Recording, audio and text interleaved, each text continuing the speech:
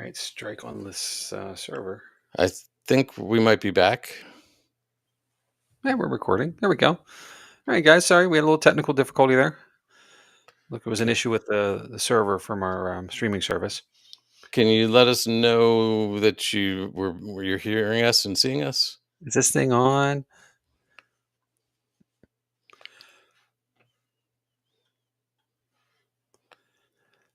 We'll just hang out for a minute. Yeah.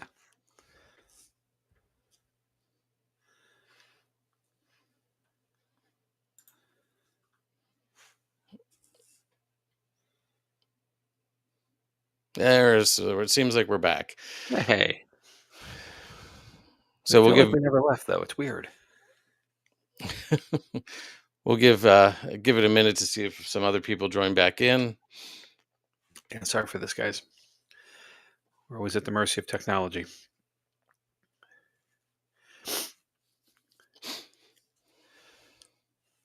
This one's gonna be fun to edit together, huh, Jamie? Yeah. Yeah. Well, hey.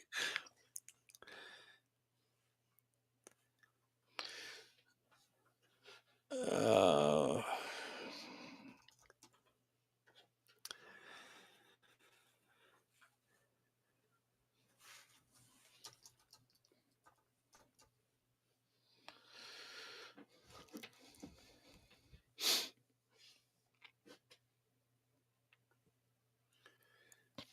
all right. Well, we've got some people back, so I'm going to start picking up where Leap Castle had become known as the principal stronghold of the Carroll clan. So I'm sorry if people missed some of it.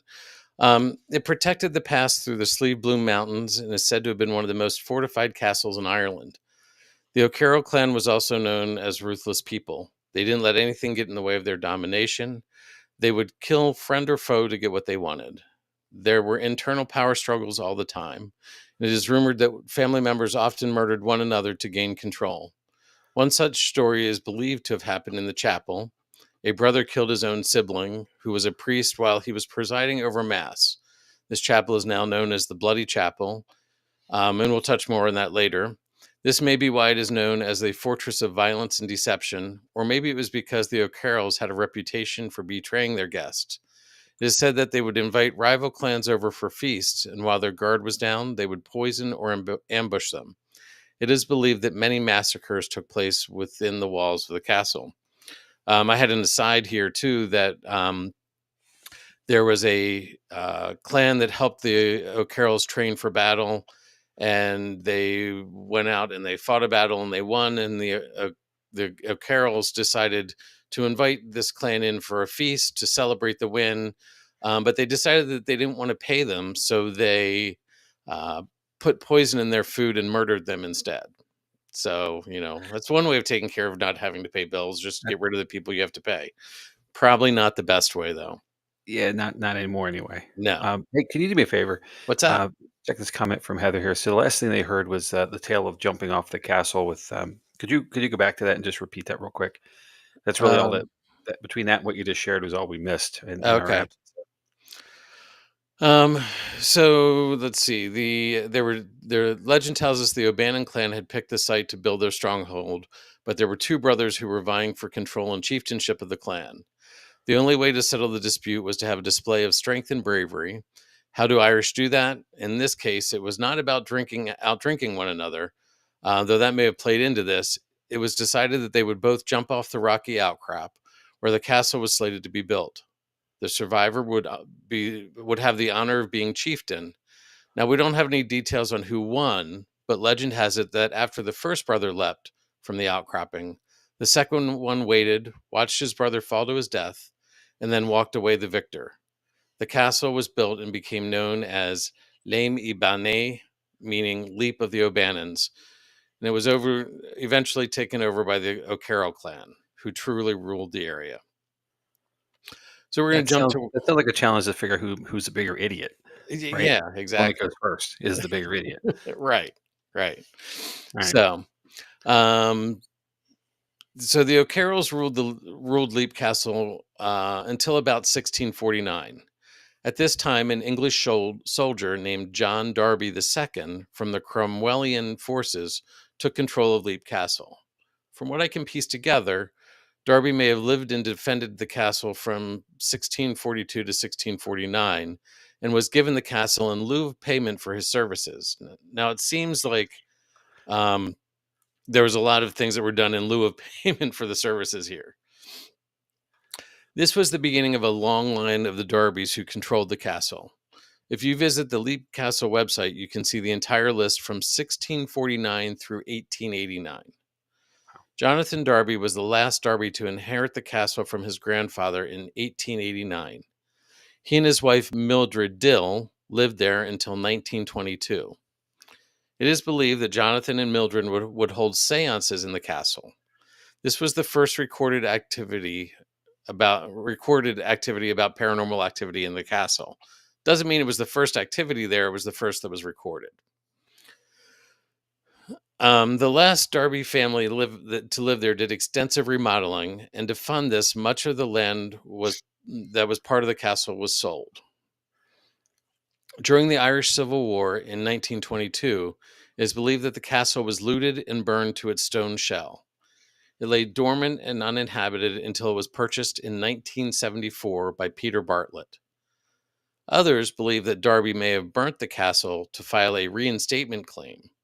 Nevertheless, Bartlett purchased what was left of the estate in 1974. His mother had been a descendant of the O'Bannons, so Bartlett was interested in the property. Bartlett and his builder, Joe Sullivan, carried out extensive renovations and restorations until his death in 1989. In 1991, the current owner, Sean Ryan, and his wife, Anne, purchased the castle. They continue to do restoration work and experience paranormal activity to this day. So, that's a quick rundown on 525 years of history, Jamie. So, what are your thoughts so far before we dig into the paranormal side of it? Well, a lot of bloodshed, a lot of trauma, a lot of love, I'm sure, as well for the place. So I could certainly understand how there could be activity. I'm assuming you're going to tell us about some activity, though, right? Yeah, yeah. You Yeah, want to hear about that? maybe. I mean, All right. I'm kind of curious. Anybody Okay. else? Yeah. There's still a couple little things that we gotta cover. So let's start with the discovery that was made during a renovation project in the early 1900s. A hidden dungeon was discovered near the Bloody Chapel. This dungeon became known as the Oubliette, or Pit of Death. There was a chute beside the chapel that led to a pit that was lined with spikes. Inside, they discovered hundreds of human skeletons that had been impaled on wooden spikes. It is said that there were so many that it took 300 cartloads to remove all the bones. Is that the It catering company? Maybe. Maybe. It is believed that the O'Carrolls would trap enemies and leave them to die slowly. The name oubliette comes from the French word oublier, meaning to forget. So you threw them down the pit, and this was a deep pit. It was like probably 15 or 20 feet deep. You threw them down there on the spikes. It's said that they pulled out over 150 skeletons. So pretty, like I said, they were pretty ruthless. So earlier I mentioned the story of the Bloody Chapel. Going a little more in depth on that story, we learned that after Mulrooney O'Carroll, there's a great Irish name, died in 1532, he was a strong leader with no plan for succession. This allowed a fierce rivalry to develop within the family. Brother turned against brother in a struggle for control. As I alluded to earlier, one of the brothers, Thaddeus, was a priest and was holding mass for a group of the family in the chapel. His brother, Tig, burst in late and rushed to the altar, at which point he plunged his sword into him and fatally wounded him. Thaddeus fell across the altar and died in front of his family. Now, do you think these two things may have left some unresolved energy at the castle? Some people do. In the Bloody Chapel, there have been reports of strange lights flickering, not only now, but when the castle was completely abandoned over all those years. But that's not the only thing. Disembodied chanting is heard, and shadow figures have been seen. Some believe that the priest also still haunts the chapel. So, what about all those prisoners? It is believed that they still haunt the castle too. Visitors and guests have reported hearing cries, whispers, and moaning sounds from the dungeon area. There have also been reports of hearing heavy footsteps, being pushed and touched. Every location has to have a female spirit, and Leap Castle doesn't disappoint. A woman in a flowing red dress has been reported to be seen in the hallways or looking out the windows. She is often carrying a dagger. It is believed that the Red Lady, as she has become known, was imprisoned and assaulted by the O'Carrolls. While in captivity, she gave birth to a child who was killed by the O'Carrolls. This led the woman to take her own life. Now, if you go to the Leap Castle website, it lists several of the hauntings. I'm going to go through a couple more of those. One of those hauntings is believed to be two young girls. Emily is 11 or 12, and Charlotte seems to be 6 or 7. It is believed that they lived at the castle around the 1600s, so either at the end of the O'Connells' reign or at the beginning of the Darby's time. The girls are often seen in the main hall or running up the stairwell. Some believe that Emily died after falling from the castle's southeastern battlements. People outside the castle have reported seeing a girl falling off the castle roof and disappearing before hitting the ground. The sound of a child's scream suddenly cutting out has been heard numerous times by the Ryans, the current owners. Charlotte has been seen with a deformed right leg that is almost totally turned backwards and drags backwards behind her while she's running after the older girls. Another haunt that seems to interact with guests more than the current owners is referred to as the governess. Typically, she is seen in the main hall with the two younger girls. Guests have reported being touched or having someone brush past them. A neighbor of Sean Ryan's was having lunch at Leap Castle one day, and both him and his female guests were sitting near the fire.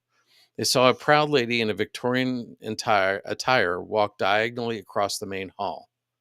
After discussing what they both saw, the previously skeptical neighbor has changed his thoughts. An old man has been seen numerous times sitting peacefully by the fire in the main hall. Mildred Darby wrote this description of what she encountered. Now, this is the woman who did seances and probably was one of the first people to be able to see what was going on there. There is a little old man with a green cutaway coat, knee breeches, and bright shoe buckles, holding a leather bag in his hand. Sometimes seen with a little old woman with skinny hands, long black mitts, old-fashioned dress, and a big headdress. Both are sometimes seen with an old man dressed like a priest. With an intensively cunning face, the green old man tries to stop people. So, I talked earlier about Mildred Darby having seances in the castle. It is believed that Mildred encountered one of the scariest and most feared spirits in the castle. It's known as the Elemental. It is described as a dark, shadowy figure about 4 feet tall with glowing red eyes. When it was sighted, the putrid smell of sulfur and rotting flesh often accompanies it. When Mildred first encountered it, she described it as a small, deformed creature with a decaying face staring at her from the darkness. Where do they think this originated? Some people believe it was from druids that may have conjured the spirit. Some believe the druids or earlier cultures used the location as far back as 500 BCE. Others believe that the discovery of the batteries in the oubliette, along with Mildred Darby's dabbling in the occult, may have released the spirit. Others think it may have been an O'Connell who died of leprosy. We may never know, but the good news is that the current owners have never felt that presence. In the mid-20th century, it is rumored that a group of people from the O'Connell family stayed at the castle. O'Connell family stayed at the castle. This group of men reported seeing a tall, shadowy figure standing at the foot of their bed. They also heard whispers and breathing in the darkness. They had doors slammed shut on their own, and one man reported being pushed down by an invisible force. Could this have been members of a rival clan keeping up the battle? So what does Sean Ryan, the current owner, think? He has been there since 1991, working on restoring it. He's experienced many of the things I reported earlier. The list of things he has documented includes chanting from the Bloody Chapel, even when the castle is completely empty. He feels cold spots, hears whispers, and sees shadow figures moving in the halls. With all of this activity, he isn't scared. He claims that the spirits aren't malevolent, but are protective of the castle. So there are many more stories on the website for the castle, so feel free to explore them yourself. I know if I ever find myself in this part of Ireland, I'll be checking the castle out. Now, you may be wondering if the castle has been investigated by any reputable investigators. Ghost Adventures, Ghost Hunters, and Paranormal Lockdown, Most Haunted, a British paranormal show, have all done episodes there. All right, so not all of them may be reputable, but there has been evidence that was documented. Zach Baggins and his crew recorded a shadow figure moving on camera. One of the crew reported feeling intense pressure on his chest like he was being pushed down. I'm sure we can guess who that probably was. The team from Most Haunted heard disembodied voices and footsteps. One investigator felt an invisible hand grab her arm in the dungeon. I found a video online of investigators Sam and Colby, along with guest Katrina and Stasia, on a YouTube video where they documented an investigation that they did in the castle. They started out by using an Ovilus device as well as flashlights and were getting relevant answers to questions, both through the Ovilus and the flashlights. The discussion led them to believe that they were talking to Thaddeus the priest. They then used an envoy device to communicate with Mildred Darby. They asked her about the elemental. If you want to believe what they discovered, Mildred told them that the elemental was an old spirit from Druid times. It was not her that created it.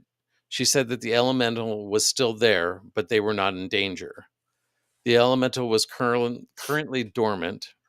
When she did her seances, she woke up the elemental. Since there hadn't been any investigations happening in a long time, the elemental had lost its energy. So I found that sort of interesting. Yeah. While they were asking questions, one of their video lights turned off. After looking into it, they determined that the light should have lasted for 6 more hours, but the battery had completely drained. Had Mildred used the power from their light to communicate with them? They then moved on to an automatic writing session. As they were doing this, the two girls began to see light anomalies and shadow movements. They were hearing taps and they continued to have equipment issues. They had at least 2 camera batteries die, which caused them to lose footage. When they started, the batteries had plenty of power. When they tried the automatic writing session again, a cross or a dagger, depending how you looked at it, was drawn on the paper. Was it spirit writing? I can't say one way or another. They show the planchette moving with them touching it, but not focusing or even looking at it. That's one of those that just you can't tell. I don't buy it, but I don't not buy it. Yeah, I get it. From there, they moved to the Bloody Chapel. When they put a REM pod by the oubliette, it started going off. They reset it, and it started to go off again. They had some other interesting events. There are several videos of investigations at Leap Castle, so I recommend checking out them and doing some investigation online yourself. Okay. So, according to their website, Leap Castle is open for visitors and tours Monday through Saturday, 10 a.m. to 5 p.m. All you have to do is contact the current owner, Sean Ryan. His email and phone number are available on the website. I'm going to close with a summary written on Celtic Elegance website. Leap Castle's blend of blood-soaked history and intense paranormal activity makes it one of the most intriguing and terrifying haunted locations in Ireland. For those brave enough to explore its dark past, the castle offers an unforgettable experience filled with spine-tingling ghost stories and unnerving supernatural encounters. Whether you're a believer in the paranormal or a skeptic intrigued by history, Leap Castle is a destination that captures the imagination and invokes a haunting sense of mystery. Just be sure to keep an eye on the shadows. You never know who or what might be watching. Jamie, I'll let you think about that for a minute while I quote some sources. Leapcastle.net is the website for the castle. CelticElegance.com, Google Maps, LittleHouseOfHorrors.com, and YouTube.com, Sam and Colby, Demonic Encounter at Ireland's Most Haunted Castle. Always got to be a demon in there somewhere, huh? Yep. So I'm surprised if Ghost Adventures were there, they didn't find one as well. So, well, I'm sure they did. I didn't. I try not to watch too much of that. hey. So, some of them. Jamie, what do you think? Well, a couple things. One is, castles aren't built to be like summer cottages. Mhm. They're fortifications. They're meant to protect something or a place. There's a reason, and Right. it's usually a position of power. And a lot of times there's conflict. Therefore, so and you described a lot of it through the years, through the Mhm. centuries. Which can lead to a lot of activity, and it doesn't surprise me at all. I don't know of any castle anywhere, especially European castles with age, that don't have some kind of a story about them, along the paranormal lens. Right. Right. Plug ourselves right there.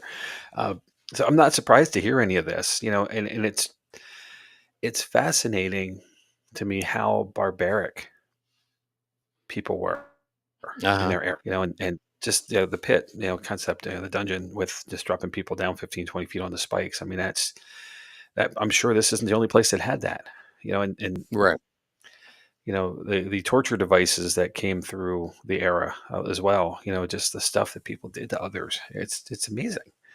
And that energy has to go somewhere, as that Right. person was passing on. So I'd like to think they go home to some beautiful place that is fond to them, but unfortunately, sometimes they get trapped, and here they stay, and this is that place.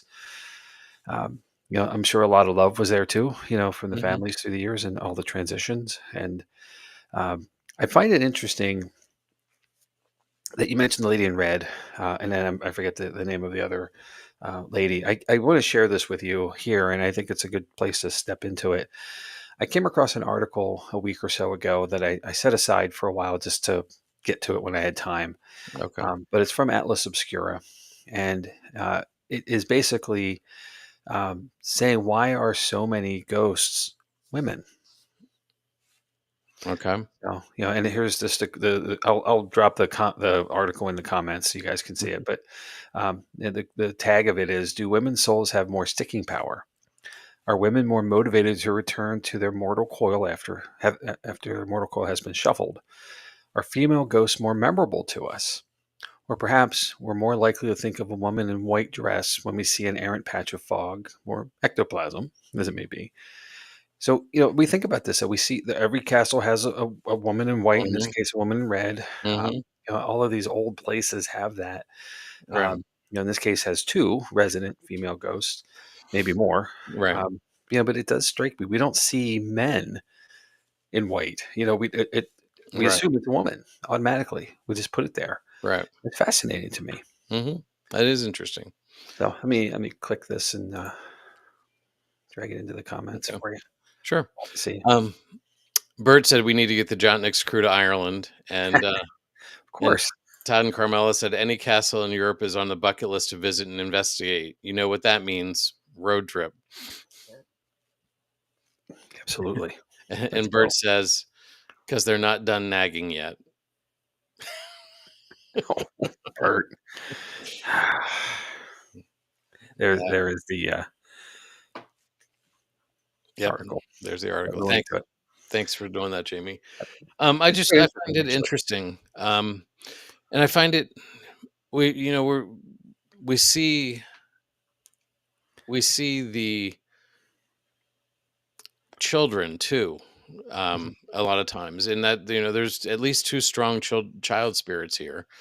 Um, and we don't think about that when you think about a castle. You think about the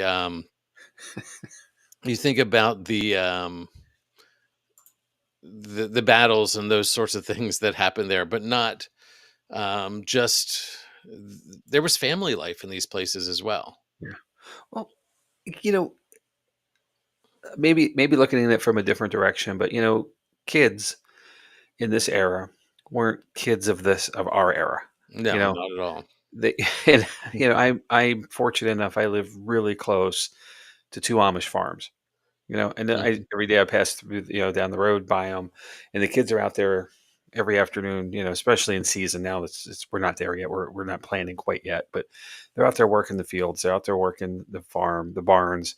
Dealing with the livestock, all the stuff they have. They are from a very early age incorporated into the industry that they are. Yeah, Mhm. and I can only imagine, I'll use my grandparents as a good example. My grandmother was one of 13 kids, Mhm. and they were farmers from Southern Virginia. So, many hands make light work. Right. So, everybody was expected to step in as soon as they were able to lift something or do something. They were in the tasks of what it took to get things done. So here, that same thing, that youth at least is ingrained in that castle. The energy is there. They were active. That was, and if there was a battle, they were called upon to do something to help support the defense of it, Right. whether it was running weaponry around or ammunition around or whatever. Or being nurses and doing Right. that part of it, Mhm. and yeah. Taking nourishment, whatever it may be. They were, they may not have been carrying a sword, Mhm. they might not have lift one, but they were certainly engaged in the activity. But the other thing is if they could, they wanted to. Well, sure. That That's the other that side. That's that was right. the Absolutely. expectation, like, you defended the family, you defended the Awesome. castle, so Totally understand. do you think there is paranormal activity there? I do. I definitely do. Yeah. Yeah. Yes. Mhm. How about you? Yeah, I think so. I don't think there's any doubt about it that there's stuff there. I found it interesting. Not that I believe the Sam and Colby thing. Like they're they're ghost hunters. They're not. I don't know that they're paranormal investigators, but they're ghost hunters. But I found it interesting watching their episode. Um, they interviewed one of the women who's there, who is a medium and sees things and stuff, and she recognized one of their friends or their guests as an intuitive, and just the discussion that they think that they had with Mildred and the elemental energy. I find it really interesting that the elemental feeds off people's energy. And one of the thing that Mildred's husband Jonathan said was he didn't believe in it. So not believing in it, they think once Mildred was gone, him not believing in it took away its power and its energy and caused it to go dormant. But then it just takes people being there and feeding into that energy to bring it back. Okay. So, um, which Well, it, how long is the and just with the research you've seen, how long has the castle been open to the public? I missed that if you said it. I'm sorry. I don't know that we have a definite time frame, but it was 1991 is when Transition to new owners, right? transition to new owners. A lot of renovation had already been done. It was a ruin when it was taken over by Bartlett in '74, so it was a complete ruin at that point. Okay. Um, so the fact that it is open now, and I'll just have to dig into that a little bit more. But I don't know how many paranormal investigations they have there. Sure. Well, we know 3 or 4 like key ones, obviously Right. 5 probably, you mentioned Hmm. the scale of things. And then, I say bigger ones because they were television crews and production value and all that stuff. But, Right. you know, um, this kind of reminds me of the opportunity we have at Booby's Brewery. You Hmm. know, Sam Allen, the current owner, took over the place in '87 or something like that. Hmm. It was a bit run down. It was a lot run down. It was because idle for 40 years or so, Right. between the family coming out of it and then him coming in. Been working to restore it ever since, kind of thing. Obviously, it's well restored already. Those who've been there know that, but there's Right. always in these such old buildings, there's always work to be done, and there is no way that the property in Mountjoy is anywhere near as old as Leap Castle is, or Right. any castle in Europe, anything in Europe for that matter. Yeah, this this 250-year-old building here or whatever it is the addition in the back of some places Right. in Well, Europe. So there's 525 years of documented history here. right, so it's So, we say that, and I say that to say that it's nowhere near that, but the idea is the same. The parallel is that a place that was left go. hmm. Um, Idled for quite a while, and then someone took the time and had the care and the passion to bring it back to something that is now being enjoyed by many others, and has Hmm. been for quite a while now. In the '90s, early '90s to now, we're talking 35 years. It's quite a bit. Right. So It's fantastic that someone took this on. I'm so happy that they did. My Mhm. only remorse of it all is that I haven't gotten there, Right. and I hope that stays open until I can someday. Well, Heather put up a comment that said they drove by 2 times when they were over. They don't think it was open. It's on their list to see. Okay. Heather, what I would say is check out their website. It has Sean's phone number on it and his email address. Reach out before you go and see if you can set something up next Yeah, time. tell them we sent you. Yeah. So I know it says they were closed in February. They're and that's still up on their website, but it does sound like they are open them quite often. So Yeah, I would imagine this is very much like White Hill. With the winter months being without heat, an idle time perhaps where you, or at least you go at your risk, right. because of the risk of exposure. But summer months, I'm sure there's quite a lot going on there. It Hmm. would make sense, So yeah, it or at is, least I would hope. yeah. Talking about energy feeding into things and stuff like that, Jamie. I'm going to do a little teaser on, you know that I'm going to do an episode on my father's house, the house that I grew up Yes. in. Yep. Um, while we were growing up, there was definitely activity there. But as the kids left, like as my brothers and sisters and I moved out, the activity seemed to wane. And it's not because my parents didn't believe in it, but I think that youthful energy was gone. Sure. And my dad doesn't really want to see activity there at this point because he's there by himself. Um, Sure. but I think that may, and we may be into some of the same thing, that if you're not feeding into that energy, or that energy isn't there to feed off of, things start to die down. So Sure. it's just interesting to me. So Well, and it's not unlike when we go to a new location that's not been investigated. The idea that we have, you know, we have to start fresh with the spirits that are there to teach them how to communicate and engage with the equipment and the opportunities that we bring. Obviously, learn about who we are too. It's just hmm. that there's a value here of trust. Right. That if you were just to walk into my house, I've said this so many times. People ask a lot of great questions during investigations. Like, well, how do the ghosts know to engage with you? Well, they don't. First of all, right away, Right. at least. And I would be. This is the analogy. I would be. The same way, if you come into my house and walk up to me and start asking me a whole bunch of questions and expect me to do like some dog and pony tricks, of like Right. knock on something, make this happen, I'd be Right. like, get out of my house, fool. Right. I'm Exactly. not doing this. Get out, and then, but the opportunity of reoccurrence really allows for the knowledge of who we are, the care and compassion that we have, at least I feel we have as investigators, Hmm.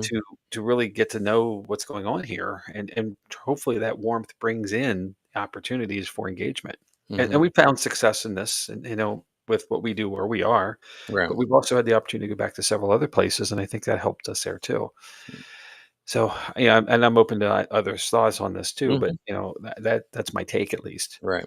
But running in and asking for all kinds of stuff to happen isn't necessarily the right approach. Right.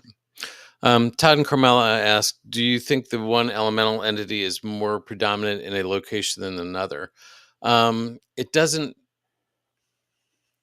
I think the castle's big enough that, and they weren't specific enough about it. I think it's probably in specific areas, but they didn't name what those areas are. There's definitely things that happen near the pit. There are things that happen near the chapel, but I think the elemental is more all over the building or the structure. And my thought there too is it may not be confined to the structure. I didn't do much research on what happens on the grounds or anything like that. A lot of the grounds were sold off of over the years. But if it was truly a druid um, worship place, there's a good chance that it would not be confined to that castle because that didn't exist at the time. Right. It So wasn't there yet right. at 500 BCE. Mhm. Absolutely. So yeah, I mean it's A hard. good question, though. It really is. And I took the question to mean, like, and kind of like in the sense of spirits as well. We're often dealing with more than one thing at a Mhm. place. And how does one get in front of another? Like, like to be heard sometimes. Right. like I keep talking, right? A lot. So, how do you get a word in? Right. You wait for my pause perhaps, but sometimes you just got to say, dude, and step in, right? Right. So, when there are more than one, you're engaging with more than one spirit, how does one get ahead of the other? Like Well, that's always a curiosity of mine as well. let me expand on that a little bit.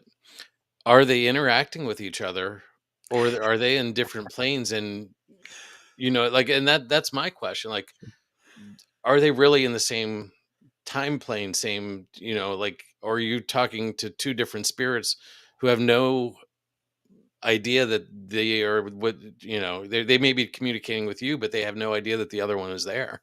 True, that's fair. So And maybe they have a spokesmodel who talks for them.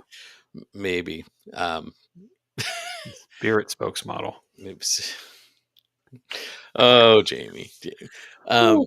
but no, it's in having some of the investigations we've been at. Yeah. Sometimes the way that things come Yep. to us, like they don't connect, but it's like you're having multiple conversations that aren't connected to each other. Maybe it's because they don't know they're there. Oh, we've captured conversations that were happening without us involved at all. Right. And certainly, and I go back to the Haldeman Mansion there on the upstairs in the second floor in the back near the servants' quarters. There was a couple times when I captured two women talking, not in a lot of audibleness, but there were definitely two voices, and Hmm. they were clearly talking to each other because there's no one there. Like we just left a recorder sit, walked away, came back an hour later, and here's what we got. Right. So and I know we've caught that elsewhere as well. So you're maybe right, and maybe they don't know that we're there sometimes, Hmm. which is fascinating. Right. I mean, this whole multidimensional possibility is intriguing. Mhm. Like we could all be having our own lives, our own timeline in the same places, and how does that work? The way it's working right now, Exactly. We'll never. Well, I don't want to say we'll never understand it. We won't understand it in our existence. So, most likely, yes, that's fair. well, we're really getting deep into the Whew, paranormal rabbit hole we this really leaped right into this one. morning. Oh my. I should be done with that. Ooh, it's so much fun though. But So. this is really interesting, and I think when you stop to really look at something like this, you could have this kind of conversation about almost every part of the paranormal, Hmm. and that's the cool thing.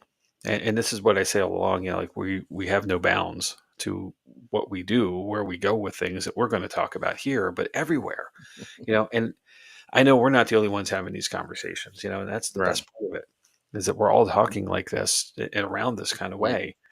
We just got to find a way to funnel it. right.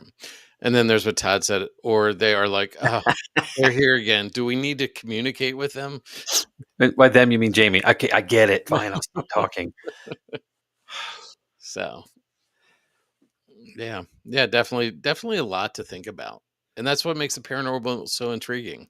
Yep. I mean, you've got the history, you've got this depth of thought that's like, wow, you can really you can really dive into it.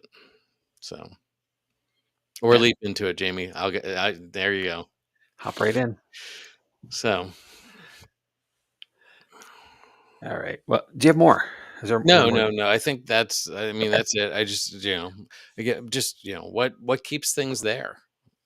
Yeah. We could go on for hours, with some of this, having it such an old place, and Yeah, just that's the question I'd like to have answered anywhere we go right. to the spirits that are present. Like, what keeps you here? What is this the thing? What's the Hmm. one thing that makes this your place? And I'm sure there's many, many, many, many reasons, and unfortunately, we just can't capture that. But it is something that I'd like to know. Right. For Yeah. And what there Todd it is. says here. So it makes the paranormal investigation so interesting. You're Hmm. absolutely right. So, well, we could go on and on, but let's talk about what's coming up. Yeah. So next week we are going to, well, we're going to talk about Tommy knockers, and the more I dig into it, I've dug into it already. There is going to be some connection to Ireland and the UK, as well as here in the US, with what Tommy knockers are. And I won't give too much away, but Hmm. um, I'll tell you it's a deep subject. All right. All right. And then the week after, on the 25th, Chad's going to dive into the Dybbuk box. Yep. April 1st, I'm going to talk about paranormal hoaxes because, April Fool's Day, why not? And then we get into the fun stuff. So, Hmm. April 8th, we're going to talk about the history, and Chad's going to tackle the history of the Trans Allegheny Lunatic Asylum in advance of our trip there on the 10th of April. So, we're talking about on Tuesday, we'll be there Thursday investigating. So, basically, we're going to sign off that night and go pack our bags and get ready to get out of town. So, Yep. um, and coming back on the 15th, we're going to go over, hopefully, have some of our co investigators with us that evening to go over what we experienced, at least in the sense of personal experiences. I'm not sure we'll have time to really dig into evidence review, but you never know. Right. We're all intrepid people, so who are going, so we might have something to capture the show. So, Hmm. but yeah, and I Jed, I keep saying this every week as it gets closer and closer, but the excitement keeps building, Hmm. and it's a simmer now, it's a bubble. Next week it's going to be a boil. So Uh-huh. April 10th cannot come fast enough to get us out there. So Exactly. So I'm so really looking forward to that. So. it's going to be great. Um, and then so talk. Whoops, I hit too many buttons again. So we have some upcoming investigations at Booby's Brewery, our home base in Mount Joy, Pennsylvania. These are open to the public. We're back on March 22nd, so a week from Saturday. And then again, we're off to Tala on the 10th, and then back to the brewery on the 25th, 26th. I'm sorry, yeah, it's like a one font. Holy cow! I have glasses on, dude. Wow. And then May 17th, we're having a Unity event. We'll have a little bit more information next slide, but that's going to be with Land and Legend Paranormal as a sister team to us that night.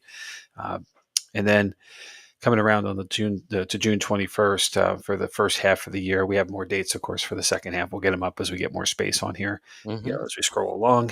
But those ticketed events there's still slots available for all of them. Although I do believe the 22nd is starting to sell pretty quickly as we get closer. It always does. So if you're in the area and you're interested in coming out and joining us, do not wait too long, as it may be a sold out event by the time we get to that weekend. Hmm. But boobiesbrewery.com/entertainment is the spot to find tickets, and that will transition you over to their Saver Stub site, which will be the place to actually do the purchase of the ticket. Yep. Okay, so let's go a little further. I gotta find my mouse again too. Why did I move it? Like seriously, I have two screens here and I lost it on the other one. All right. I got you. Yeah, I just got get you. all right. There you go. Click, please. All right. So talking about that Unity event on May 17th, we're going to have Stacy and Gary Smith from Land and Legend Paranormal join us. Great investigators, good people. Maybe great best investigators, even greater people. I'll go Mm. that far. We're excited to work with them. Well known in the field, well respected. Just I'm not trying to get past Tala, but I am looking forward to May 17th as well. Right. So, but a fun night, and really curious to see how they approach coming to the brewery and investigating with us there. So um, come see us that night too. Yeah. All right, next slide. All right, and of course, if you don't want to do a public event, you can come and do a private one. We can have the whole place to yourself. The brewery has 3 floors. The bar level on the main floor, which is the original Eloise bar in the Central Hotel property building of the building. The dining rooms upstairs into what's now the ballroom, but was the residence level for the Booby family, and down to the catacombs and some spaces in between as well. So, Mm. um, if you're interested in scheduling a private investigation, just reach out to our team founder, Melissa Keller. And that is a new email address of Melissa at Jott, dot dash, I'm sorry, Nyx, Nyx paranormal.com. And again, Melissa at Jott dash or hyphen, as the fancy people say, NYX paranormal.com. Hmm. More to come on that too. But And if you're coming, let us know. We'll pop in and help investigate with you if you're yeah. interested. All right. Next slide. Next slide. So you found us here tonight on either Facebook or YouTube, here with this slightly odd live broadcast. So far, again, sorry for the beginning when we had some technical difficulties. But later on tomorrow, we're going to be on all the streaming services: Spotify, Apple Podcast, Audible, a few others. Uh, It may take a little bit longer because I'm gonna have to do well, some we got to editing. fix. Yeah, we got to fix what happened, right? So for those with us tonight, at least live, thanks for hanging on. Yeah. Uh, this is the joys of live entertainment. Sometimes it works and sometimes it does not. Yep. So, Um, but of course, there's lots of ways to reach out to us. If you're interested in sharing a topic that you'd like to hear us do, or give us any direct converse, any direct context to anything we've talked about, you can shoot us an email at mhm, paranormallenspodcast@gmail.com. Chad and I both get that. And then, to find all of the links to all the stuff we have a link tree, which is linktr and there's a slash in there, Paranormal Lens mhm. as well. So that Uh, captures all of the stuff yep. all at one time. Jamie, last week we were talking about Stacy Smith, and she has her own podcast. Yes. Her podcast is the Rustic Spirit Podcast. Yes, it is. So, check it out. We like to, give credit to other podcasters out there. So definitely check out her podcast. Um, and she's going to join us in a couple weeks. Yes. So We have a special episode coming up. yeah. So we're in the next few weeks. We haven't put it out yet, but we are going to have some other guests coming on. Right after the Tala episodes, we have the Das House, Jamie. We're going to bring Yes. people in from the Das House and talk about that. So Exactly. it'll be fun. I'm excited for all of this. Well, anytime we get to engage with others in the field, and Mhm. that's the joy of going out, right, and getting Right. out away from home base, for us, and of course, other investigators come and join us too. But anytime we get to engage with others, of like mind and spirit, pun intended, um, you learn something, you Right. expand, and I think, again, there's room for everyone, so it helps, if you can put another thing in your bag of tricks, to do, or a piece of equipment perhaps that you haven't used before, and you get to experience it with someone else. That's fantastic. Yep. It's always open for it. Yep. So, All right. Well, sir, you have any other thoughts tonight, Jamie? I don't. Other than I should probably share Heather's comment here. I read this twice to make sure it was clean. Going back to what we were talking about earlier, though. If you watch the show Ghosts, which is a British adaptation of Hmm. a BBC comedy, but the American show Ghosts, I think it's on CBS. Comedy, half-hour episodes, fun to watch. Great show. Great show. Really, really funny. Those ghosts are waiting to be sucked off, meaning they go to the afterlife. So, and it's of course a play on words and fun there. So, yeah, Hmm. So, aren't we all just waiting for that? So. I do want to share one quick thing, okay. something that I'm going to have to give Chad Thomas a whole lot of credit for, and so forth. But we got some swag, guys. So we got stickers. So if you see us out and about somewhere, ask for one. So Paranormal Lens, sponsored by or presented by Jott-Nyx Paranormal, right on there. I've got one on my pack. I've got one on a water bottle. I've got one. I got one stuck to something. Someone doesn't know where it is yet. Um, They'll find it sometime.